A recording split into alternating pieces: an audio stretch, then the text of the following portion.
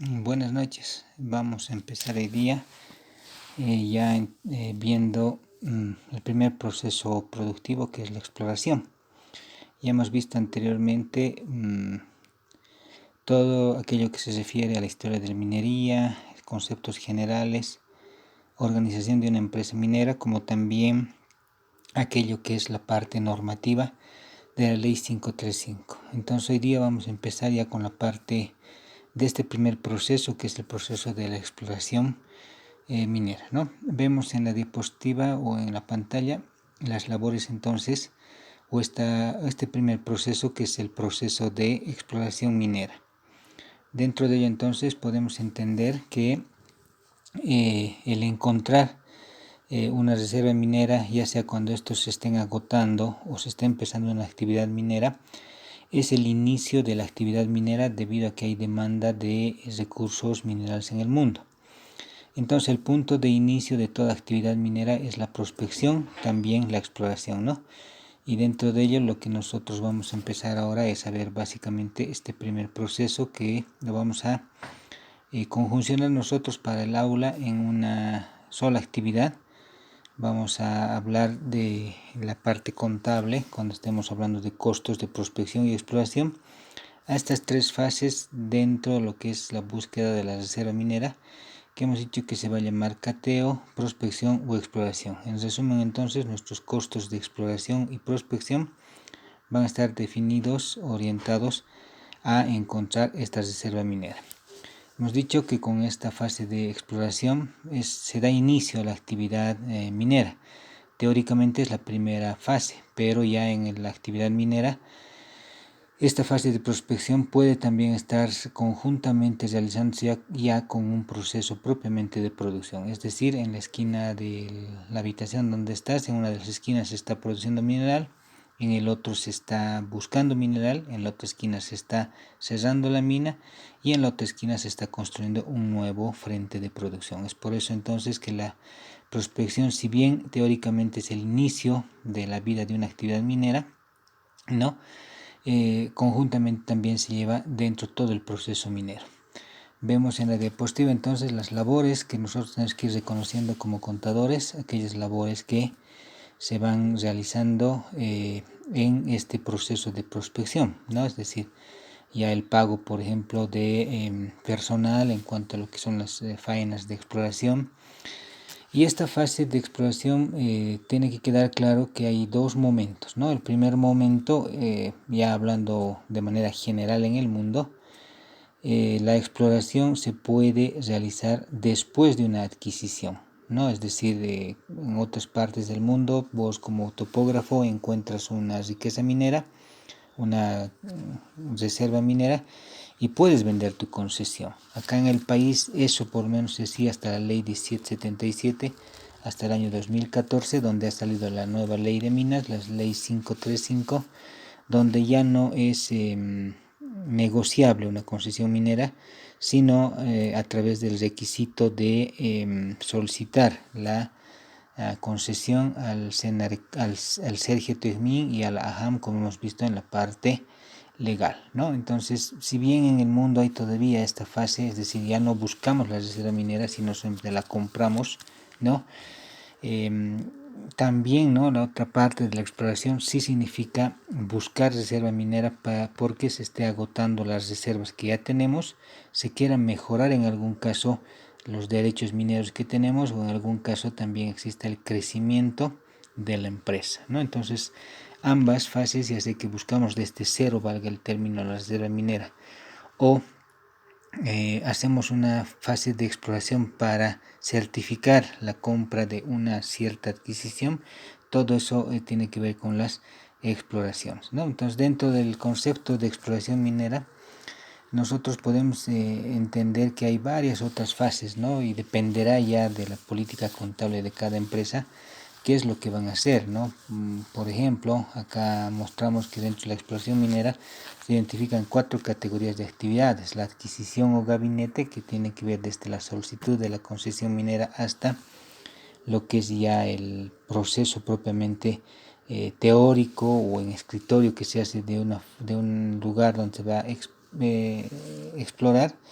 luego ya la construcción quizá de caminos, transporte, las propias labores de prospección y exploración, y de alguna manera la construcción de alguna infraestructura de apoyo, como por ejemplo un campamento, un camino, etcétera. Entonces nosotros tenemos que ir reconociendo estas fases desde el punto de vista lógico, desde el punto de vista técnico y obviamente desde el punto de vista contable, ¿no? Ya sea, por ejemplo, un concepto, el distrital mind, que es en algún caso aquello que va a hacer que nosotros identifiquemos cada costo en relación a qué es lo que se está invirtiendo. No es lo mismo entonces hacer, por ejemplo, un trabajo en una concesión versus la otra concesión, ¿no? El lugar, si quieren, donde se esté buscando minerales en un lado y el lugar donde se esté buscando minerales en el otro lado.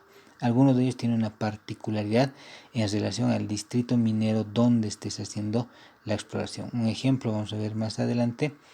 No es lo mismo buscar mineral oro en el oriente que buscar estaño en el altiplano, ¿no es cierto? Cada uno tiene su particularidad y esos conceptos son, ¿no?, hay que tomarlos en cuenta en estas definiciones geológicas. También para el conocimiento de ustedes se tiene que tomar en cuenta los métodos de exploración, es decir, los trabajos de prospección, los trabajos geofísicos, la excavación tal vez de trincheras, galerías tal vez subterráneas y trabajos de perforación como sondajes también. Entonces nosotros tenemos que entender como contadores, si bien no somos ingenieros, ¿no?, tenemos que tener en cuenta que este proceso de exploración va a invertir en estos métodos de exploración, ¿no? Vemos en la imagen entonces nosotros tenemos que tener la capacidad de reconocer las inversiones que se están haciendo en esta fase de prospección, desde un alquiler de mula, desde pagar honorarios a cierto tipo de trabajadores como guías, etcétera, como también el servicio propiamente de alimentación de ese personal, que en algún caso va a ir a hacer un cateo. Ya seguramente después una fase propiamente de prospección, algo mucho más complejo, ¿no? Y finalmente la fase propiamente de exploración, que ya tendrá que ver inclusive con utilización de cierto equipo tecnológico que en muchos casos en el país inclusive no lo tenemos. Es el caso, por ejemplo, del satélite Tupac Katari, que no está orientado a hacer prospección, sino solamente un satélite de comunicación. Sí tenía que ver un segundo satélite, que es el satélite Bartolina Sisa, pero que hasta ahora no se ha lanzado, ¿no? Dentro de ello entonces tendremos inclusive que conocer nosotros alguna reglamentación de importación temporal. Por ejemplo, el helicóptero que ven en la diapositiva, por ejemplo, viene por ejemplo de Chile, ¿no?, y va a estar de alguna manera estacionado, si quieres, valga el término, en el campamento minero por unos días, por unos inclusive meses. Entonces nosotros tenemos que conocer que existe, por ejemplo, entre muchas otras cosas, la importación temporal para hacer este tipo de trabajos, especialmente en la minería y en los hidrocarburos. Entonces, de alguna manera nosotros tenemos que conocer, si bien vamos a conocer los métodos de exploración, también tenemos que conocer ciertos beneficios que tiene la normativa legal nacional para acceder a este tipo de beneficios, ¿no? Y obviamente ya los costos de exploración tendrán que ver con pago de honorarios, distinto tipo de trabajos como los que están viendo en las diapositivas que estamos viendo, inclusive de comprar, ¿no?, algunos equipos especializados como ven en las diapositivas, equipos quizá de perforación, honorarios quizá de los trabajadores, etcétera, que de alguna manera van a ir a ayudarnos a entender qué vamos a registrar en esta cuenta costos de prospección o exploración. Ya hemos hablado que la normativa aplicable entonces es la norma de información financiera 6. Esta norma de información financiera 6 es el resultado, si quieren, ¿no?, de un análisis que han hecho los colegios respectivos, las instituciones internacionales de contadores, etcétera. Y en esta norma de información financiera 6 entonces se habla, ¿no?, de que toda esta fase de exploración y evaluación y construcción de una empresa minera, ¿no?, de alguna manera tiene que estar supervisada, si quieren, o tiene que realizarse el registro contable en relación a esta norma de información financiera 6. Es decir, estas etapas tanto de prospección como de construcción de mina tienen que estar separadas del costo propiamente de producción, para que lo tomemos más o menos como una etapa de organización, ¿no? Es decir, esta búsqueda de la reserva minera y construcción de mina recién va a dar paso a lo que es propiamente la producción o los costos propiamente de producción, ¿no?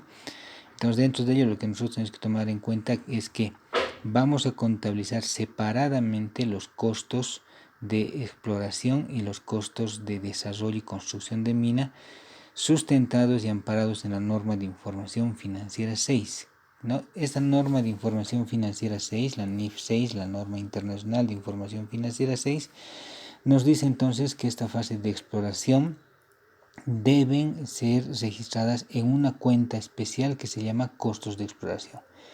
Es decir, los desembolsos incurridos, ¿no?, por la empresa para de alguna manera, por ejemplo, obtener los derechos legales de producción, solicitar si es la concesión minera, la cuadrícula minera en el Sergia Tejmin, en la JAM, etcétera, deben ser parte de los costos de exploración. Entonces, todas las inversiones o desembolsos, pagos, si quieres, ¿no?, que se hagan en esta fase de exploración, dentro lo que es la empresa, debe ser una política contable el registro de todas estas inversiones que significa exploración en una cuenta de costos de exploración. Más adelante, inclusive la norma te permite capitalizar estos gastos, es decir, volverlos activos. Por eso te decía, similar a los gastos de organización, ¿no?, donde de alguna manera nosotros vamos a contabilizar a un costo y ya sea por un cierre de periodo contable o inclusive por un resultado negativo que más adelante vamos a ver, es decir, que no hay reserva minera, se pueden capitalizar, pero es importante que se defina que las empresas tienen que tener una política contable, ¿no? Entonces, esta cuenta costos de exploración que vamos a ir viendo se va a cargar, ¿no?, según se vayan incurriendo los gastos, según se vaya dando la consecución de esas fases de exploración que hemos visto, ¿no? Entonces, hasta que no exista un informe técnico de ingeniería, nosotros como contadores tenemos la misión, la función de ir acumulando a una cuenta de costo, ¿no?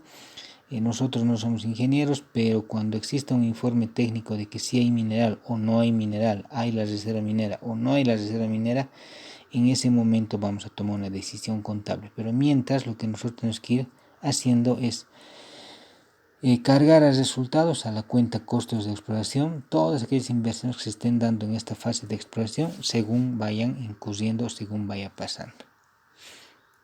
Esta norma de información financiera 6 entonces establece que todos los desembolsos que se hagan de alguna manera se deben reconocer parte de esta cuenta de costos de exploración. En algún caso, si compramos por ejemplo una volqueta, sí también se deben reconocer, dice, como activos, pero todo aquello que no se pueda reconocer como activo, entonces necesariamente tenemos que registrarlo dentro de esta cuenta de costo. Pero eso tiene que estar, dice, establecida en una política de la empresa y que de alguna manera entonces nos sirve esto para que nosotros podamos registrar todas estas inversiones de exploración en esta fase.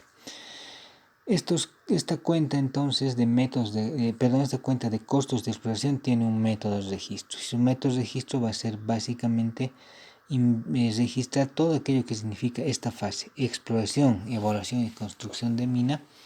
Tienen que registrarse en esta cuenta. ¿Qué vamos a registrar? Los análisis, por ejemplo, que se hagan de exploraciones, los estudios geológicos, las perforaciones, de alguna manera honorarios que se paguen por determinación de volúmenes de mineral, el transporte topográfico, la realización de estudios financieros y muchos otros más, ¿no? Entonces, en esta cuenta costos de exploración se van a capitalizar, ¿sí?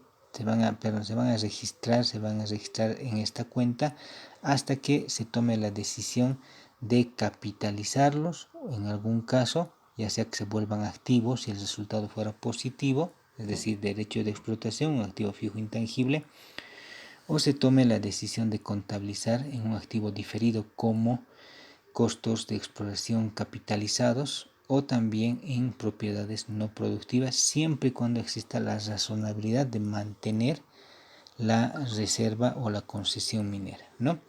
Entonces esta cuenta costos de exploración básicamente va a registrar todo aquello que significa materiales, combustibles, etcétera, que se estén dando en el levantamiento topográfico, perforación, de todo aquello que signifique la fase de búsqueda de reserva minera o la exploración.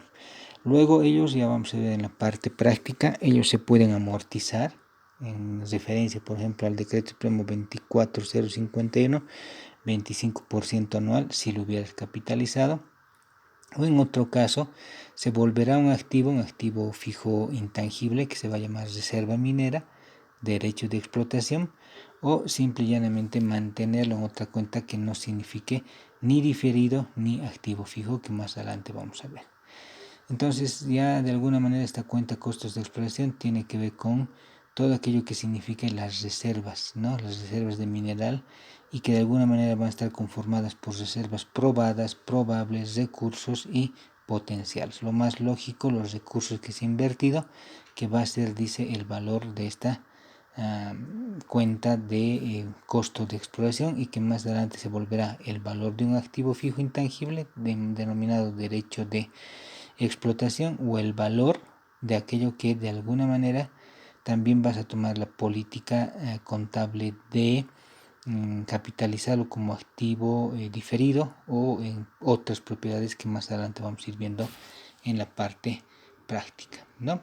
Entonces, como ven, las actividades de exploración, por ejemplo, en el primer elemento del costo, que son los materiales, tendrás que registrar todo aquello que significa trabajos de conducción, desplazamientos en zonas rurales, contactos y relacionamiento con terceros, cabalgaduras inclusive, etc.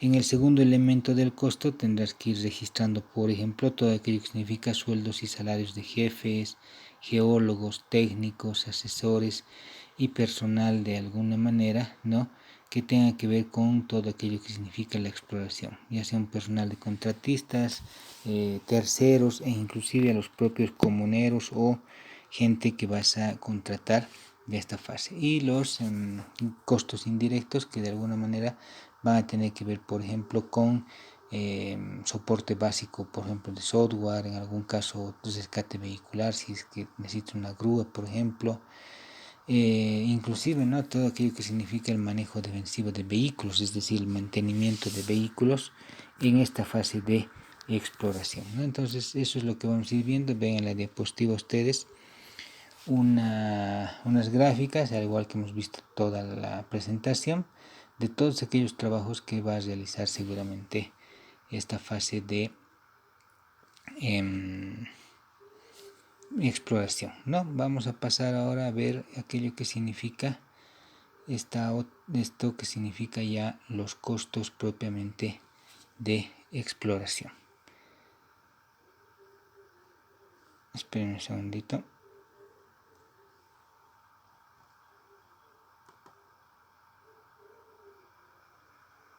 Bien, entonces, como estamos viendo ahora, vamos a empezar a definir qué es ya la contabilidad del proceso propiamente de producción minera, ¿no?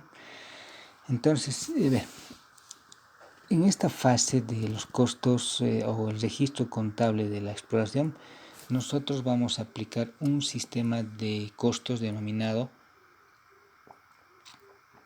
órdenes de trabajo, ¿no?, por la especificidad de lo que significa la inversión que se va a hacer en cada frente o en cada lugar de producción. Esta cuenta, este sistema de costos, el denominado costos por órdenes de trabajo o también específicos, tiene la particularidad de ser unitarios, es decir, su registro depende del grado de inversión y la naturaleza que se esté aplicando en cada unidad de producción. Un ejemplo, el hacer tortas. Seguramente el hacer torta para uno y otro evento es el mismo, hacer la masa si quieren, ¿no?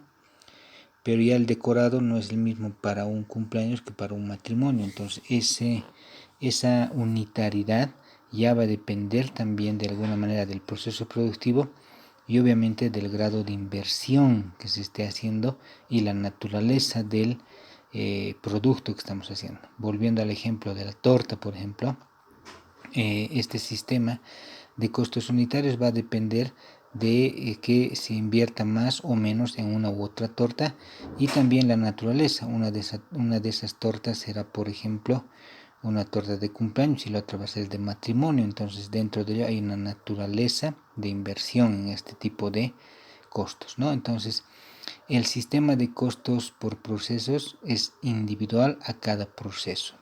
Pero el sistema de costos unitarios es individual a cada proceso. En este caso, si bien nosotros vamos a tener un proceso general que es la exploración, no va a ser lo mismo explorar en un lugar que en el otro lugar, porque en algún caso un lugar va a estar más avanzado que el otro. En un lugar se puede estar utilizando ya, por ejemplo, sísmica, en otros destinos se puede estar haciendo el cateo superficial. Entonces dentro de ello cada proceso se va a volver individual, cada frente de búsqueda de la reserva minera se va a volver individual. Tenemos en el ejemplo dos frentes de exploración. En el primero el frente de exploración oriente y en el segundo el frente de exploración altiplano. En ambas las condiciones de especificidad tienen que ver, por ejemplo, con los materiales que se usan en cada lugar de exploración. En el caso de oriente, por ejemplo, no vamos a usar madera porque seguramente hay bastante tronco de madera para utilizarlo. Pero seguramente eso sí vamos a registrar el consumo de madera. Seguramente sí vamos a registrar en lo que es el frente altiplano, por ejemplo, porque allá sí no hay madera. Es decir, la compra y el uso de madera no va a haber en el frente de exploración oriente y sí va a haber en el frente de exploración altiplano. Entonces, ese solo hecho de que en uno y otro se use uno u otro material